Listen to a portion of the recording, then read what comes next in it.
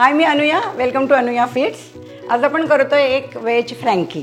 फ्रँकी अनेक प्रकारे केले जाते. नॉनव्हेज पण असते, मटणाची असते, त्याच्यात चिकनची असते. आजची जी आपली फ्रँकी आहे ती आपण व्हेज फ्रँकी करतोय. आणि ह्याची खासियत म्हणजे अशी आहे की ह्या फ्रँकीला ज्या लागणाऱ्या रोट्या आहेत त्या तुम्ही महिनाभरासाठी फ्रीझरमध्ये स्टोअर करून ठेवू शकता.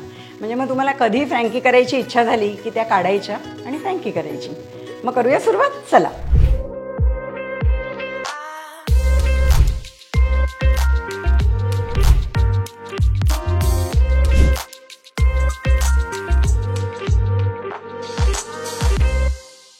व्हेज फ्रँकीसाठी आपण इथे घेतोय मैदा, उकडलेले 3 बटाटे, बटर, पुदिना, पनीर, विनेगरमधल्या मिरच्या, हिरवी चटणी आणि किसलेल्या बटाट्याची भाजी केली आहे मी. साधी आपलं मीठ, तिखट मसाला टाकून केलेली भाजी आणि मीठ. तर आपण इथे आता फ्रँकीच्या रोट्या करून घेणार आहोत. त्याच्यासाठी मी हे जे उकडलेले 3 बटाटे घेतले ते सोलून आणि आपण किसून घेऊया.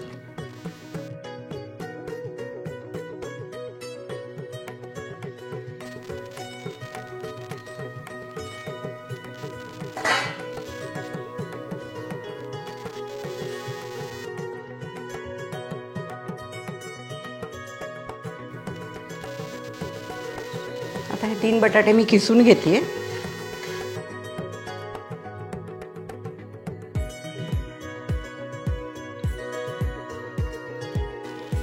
इथे मी 3 उकडलेले बटाटे घेतले. ह्याच्यात साधारण 1 कप मैदा जातो. पण तुम्ही जसं ते मळायला घ्याल तसं तुम्हाला किती लागतोय तो अंदाजे एकदम 1 कप टाकू नका. हळूहळू किती लागतोय तसं घ्यायचं. साधारण 1 कपपर्यंत पुरतो तो. मी इथे आत्ता 1.5 कप घेतला आहे, पण बहुतेक 1 कप जाईल त्याच्यात. थोडंसं मीठ घेऊ इथे. फार नाही, चवीपुरतं मीठ. तुमचा जो हा बटाटा आहे त्याच्यावरती डिपेंड असतं. तो मी मागे म्हटलं तसं नवीन असला तर त्याच्यात पाण्याचा अंश जास्त असतो, जुना असला तर एवढा नसतो. त्यामुळे कधी तो बटाटा चिकट असतो त्यामुळे मैदा तुम्हाला जास्त लागू शकतो, कधी चिकट नसतो त्यामुळे मैदा कमी पण लागू शकतो. सो शक्यतो ह्या बटाट्यामध्ये जेवढा मावेल तेवढा मैदा घ्यायचा. आपण अगदी थोडं तेल टाकून घेऊयात. एक अर्धा चमचा.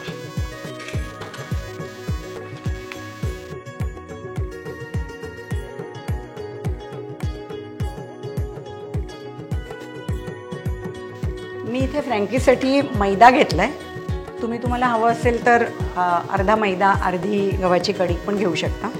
पण आज मी जरा मैदा घेते कारण आपण रोटी स्टोअर करणार आहोत आणि छान ते जरा अशा कडक पण होतात, मऊ पडत नाही जास्त. आपला मैदा इथे छान भिजून झाला आहे. आता आपण एक 10 मिनटं बाजूला ठेवूया. तोपर्यंत इतर तयारी आपण करून घेऊया. आपण आता रोट्या लाटून घेऊयात आणि भाजून घेऊयात.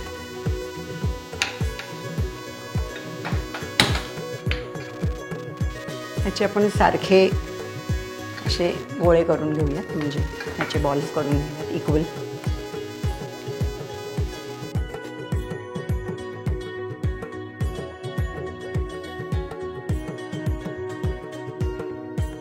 ही जी रोटी आहे ती आपण अशी पातळ लाटायची.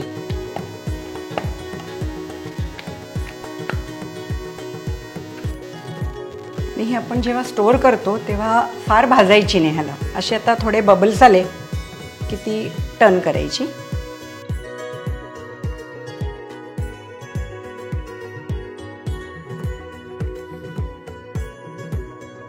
आता आपण फ्रँकी तयार करून घेऊयात. ह्या ज्या रोट्या केल्यात त्या आता बटरवर छान भाजून घ्यायच्या.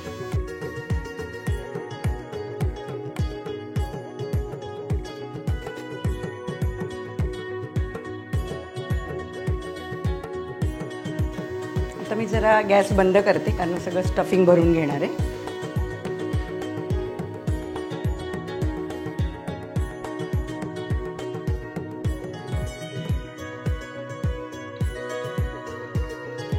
आपण आता आधी हे भाजी जी आहे ती टाकून घेऊया त्याच्यात.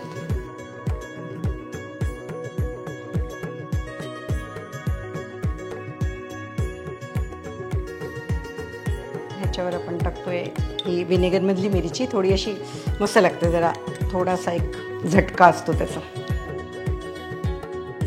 एखादं असं पुदिन्याचं पान क्रश करून फार नाही.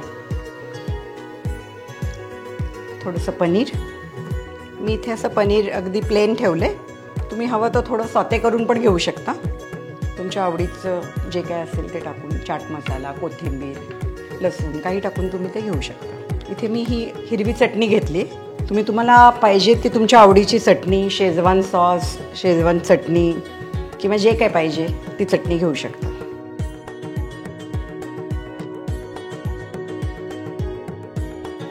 आणि आता बेस्ट पार्ट, थोडंसं चीज टाकूयात आपण.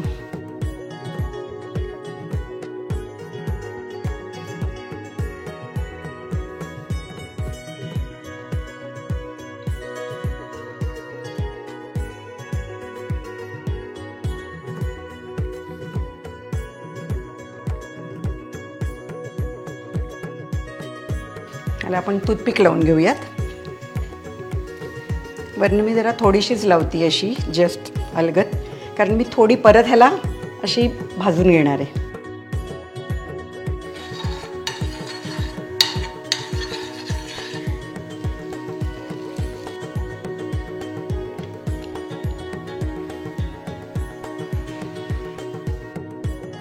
थोडी मी दोन्ही बाजूनी अशी छान कडक करून घेते जरा.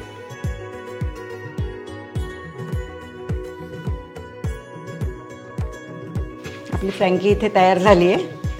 मी आता प्लेटमध्ये काढून घेते.